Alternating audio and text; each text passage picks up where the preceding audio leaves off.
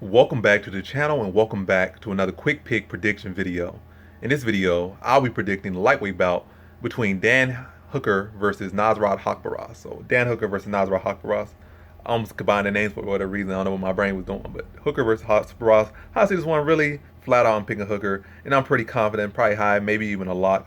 It's going to jump between high and a lock in this one. Not because Haqparast is just an easy opponent or this and that. I just feel like Hooker has more than proven himself in this division and like what he's done. And Haqparast just has not done that yet. We've seen him get knocked out by I'm forgetting his name right now, but Drew Dober and whatnot. And outside that, his other performances have not really looked super stellar, and it's not like he has fought the best competition. He's still very much a budding fighter, and very much an evolving, work in progress fighter. And so is Hooker. But Hooker, he's been in there with Poirier in a hard war, been in there with the Felders, knocked out Gilbert Burns. Like he's done stuff, and he's still a pretty young fighter and pretty much improving fighting. Where I feel like Haqparast, I don't really feel like he deserves this position just yet, but maybe he could prove me wrong. But either way, I just feel like Hooker's just further along, has definitely done more and shown more. And I don't really feel like Haqparast presents anything that he hasn't seen before, or presents any like real great challenge or any weakness or strengths that in the areas where you can say Hooker's weak, or has tools where he can exploit Hooker so much. I don't see it.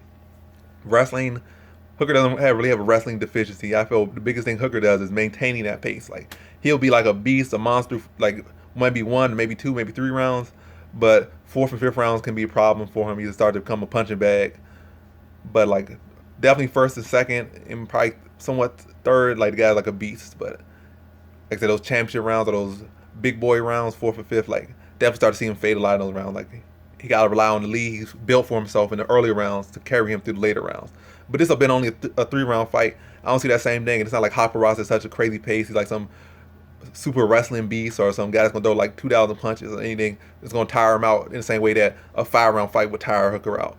So I feel like Hooker, in my opinion, is a better striker. He does got his own flaws that I feel like it's not like he's perfect or anything. And then Haqparast can probably look to find success in those areas, but I don't think he's gonna find the success he needs in this one. And ultimately, I just feel like Hooker is longer, taller, faster, sharper, dangerous. And when Haqparast tries to load up or anything, come in, he's gonna be met with knees to the chest, knees to the chin. Now I feel like Hooker's gonna be a material as a stoppage as one. Like I said, I don't feel like the wrestling from Haqparast is too much of a threat. I don't feel like the chaining wrestling with his striking is all that to the extent where it's gonna cause Hooker too much issue. And ultimately, in a 3-round fight, we're gonna see a real good Hooker in this one. I said real good Hooker, but I mean it is his name. And I just see him really just showing the levels in this one, breaking down Haqparast, making him pay with counters, and then probably materializing stoppage. Matter of fact, I'm gonna say first round. He's gonna stop Haqparast in the first round. Haqparast gonna come in game, but I think Hooker's gonna be to put him out in that first round. So in this one, I have Dan Hooker via first round TKO.